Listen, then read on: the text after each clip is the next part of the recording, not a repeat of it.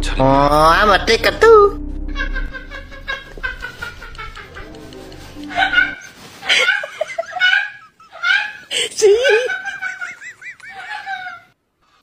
Halo guys, kembali lagi bersama Mumun. Pada video kali ini akan melanjutkan serial drama Reborn Rich episode 12 atau part ke-7. Tapi sebelum itu dukung channel ini dengan klik tombol subrek.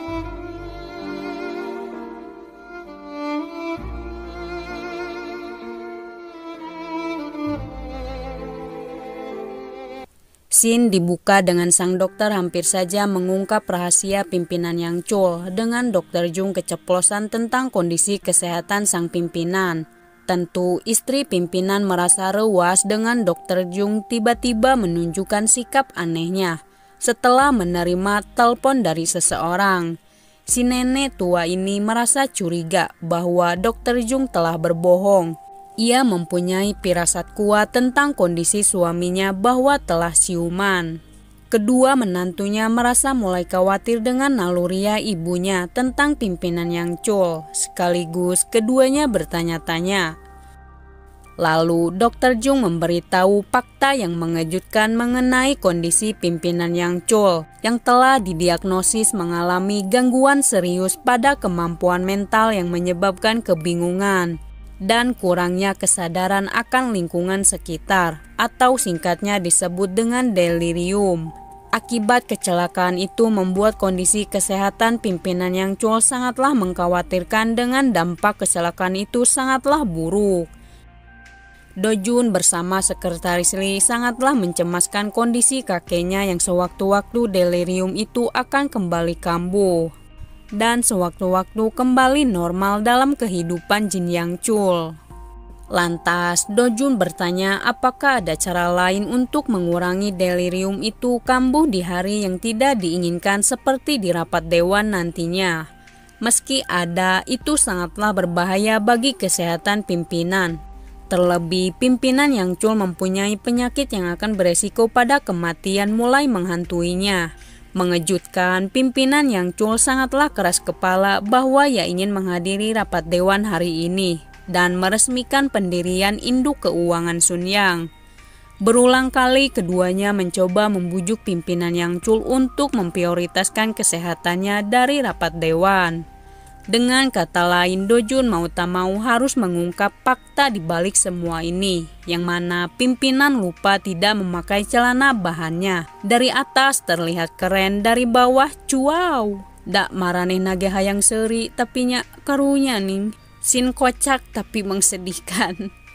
Meski seperti itu, rupanya pimpinan tak menyerah begitu saja. Ia terus bertekad dan berambisi akan pergi dan tak peduli dengan kondisinya itu karena ia adalah Jin Yang Chul.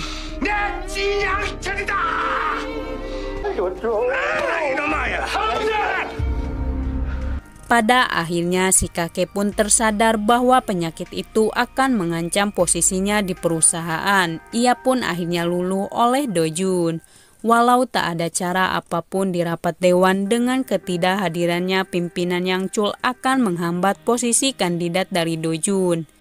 Ia pun mencari cara dengan mengatakan rahasia bahwa kakek mereka selama ini tidaklah koma.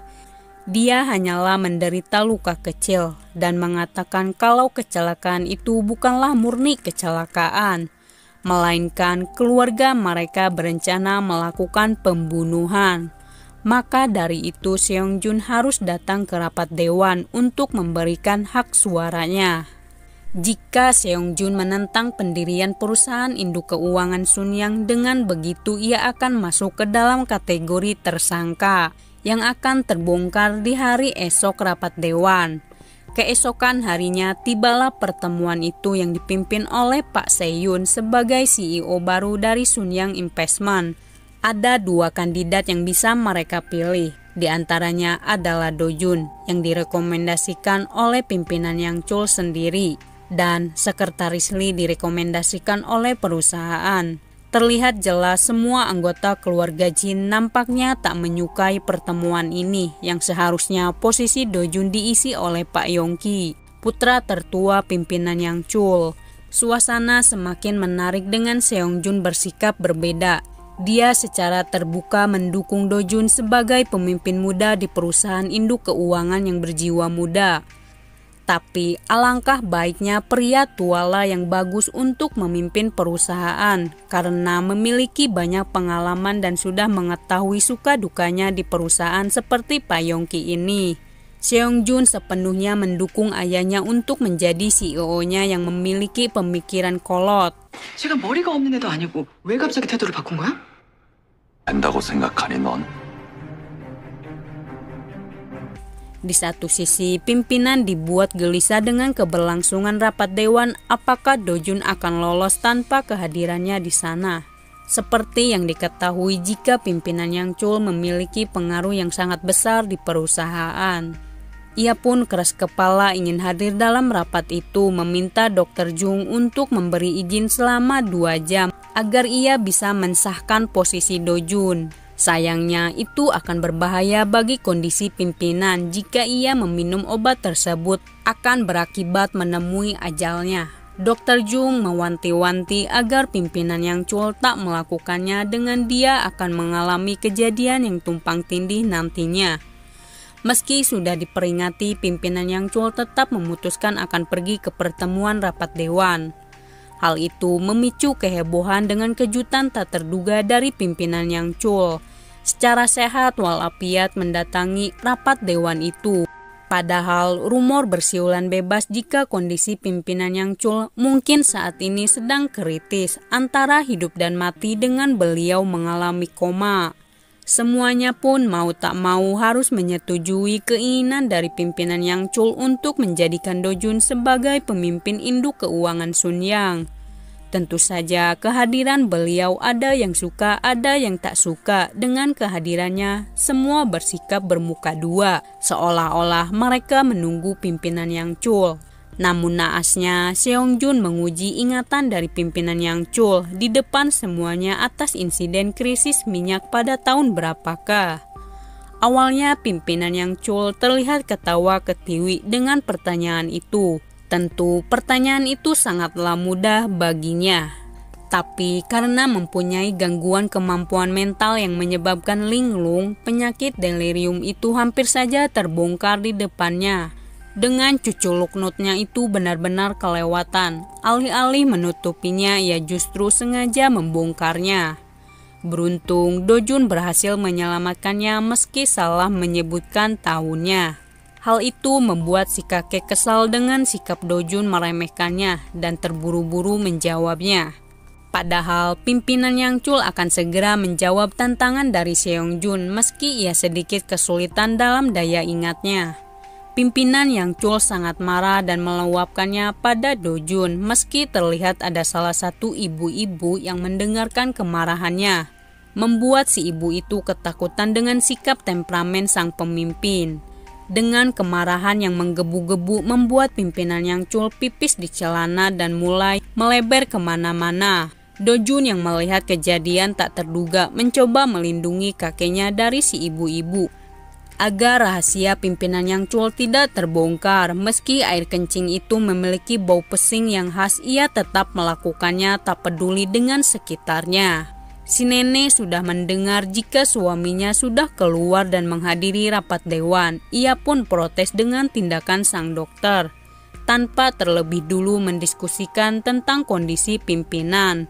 Mulai hari ini si dokter harus melibatkannya kepada si nenek Lee sebelum sekretarisnya dan Do Jun.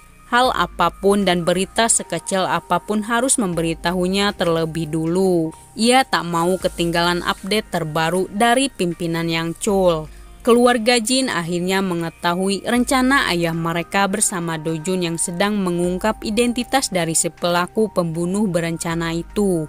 Mereka semua tertuju pada Pak Yongki. Apakah dia yang melakukannya? Anehnya, Pak Yongki tidak membantah tuduhan itu yang membuat kedua adiknya menjadi rewas.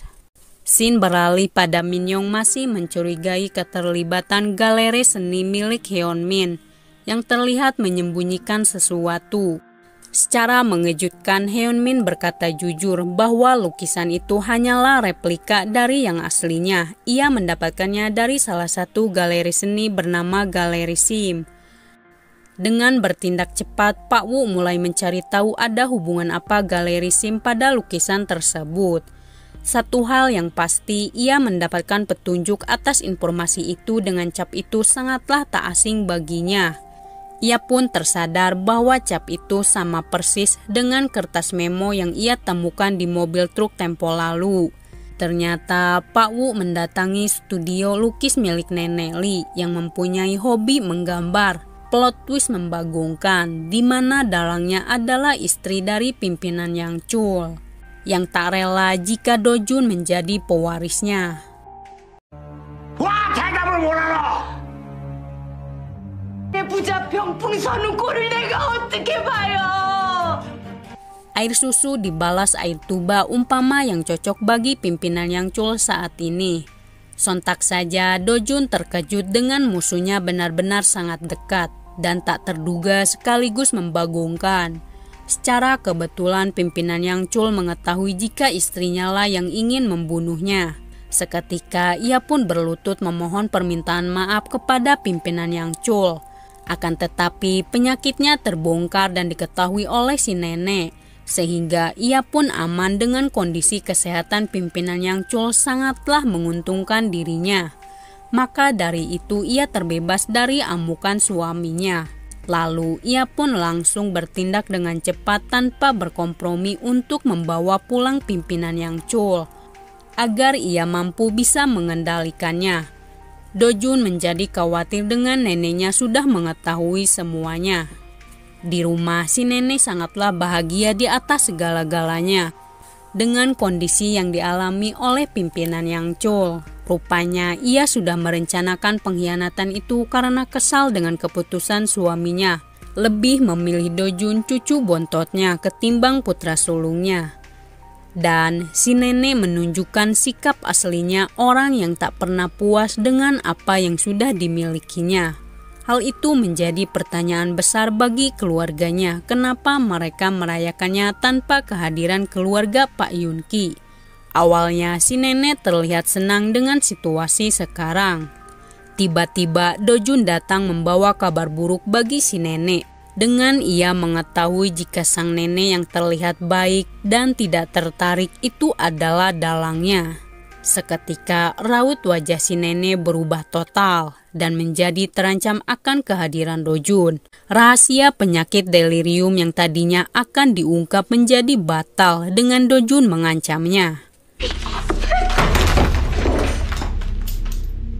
밤내지만 않았어도 이런 일은 일어나지도 않았어.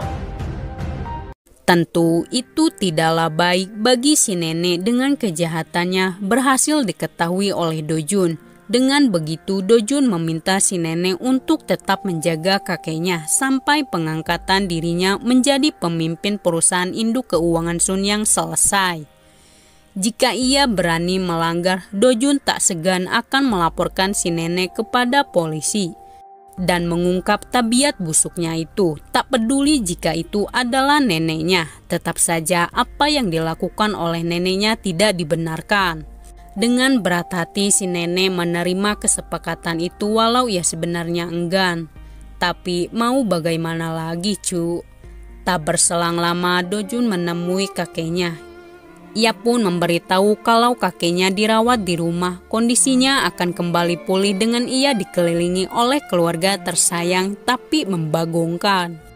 Secara tak terduga si kakek rupanya tidak mengetahui identitas si pelaku itu dari Do Jun langsung. Namun ia sudah menduga jika istrinya lah yang sangat ia cintai adalah pelaku utamanya karena menentang keputusannya. Do Jun tak tega memberitahu kenyataan itu sehingga ia pun berdalih jika Do Jun belum menemukan pelakunya. Terlepas dari apapun itu, si kakek selalu mendoakan cucunya untuk bisa menggapai keinginannya dalam segi apapun. Kemudian ia pun bertemu dengan Min Yong untuk memberitahunya bahwa kasus itu harus ditutup karena ia sudah mengetahuinya. Dan kebetulan juga Min Yong menemukan aliran dana dari anggota Jin yang melakukan hal ilegal.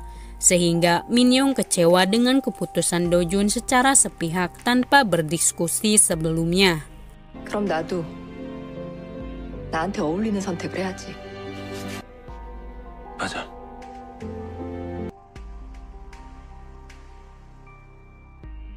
Sedangkan di tempat berbeda, kedua pasutri ini mulai menjalin hubungan yang benar menjadi sepasang suami istri dan bukan menjadi sepasang suami istri di atas kertas. Mereka mulai menunjukkan ketertarikan satu sama lain. Tetapi Seongjun melakukan itu semua punya maksud lain, di mana ia merencanakan sesuatu untuk menghentikan jalan ninja Do Jun dengan bantuan ayah mertuanya. Akibatnya, pemegang saham menentang keras rencananya. Situasi semakin rumit dengan para politikus juga melakukan pemberontakan kepada pimpinan Yang Chul karena protes atas keputusannya tersebut. Meski seperti itu membuat kekhawatiran bagi tim Do Jun, tapi Do Jun menyadari satu hal tentang masa sekarang dan masa depan.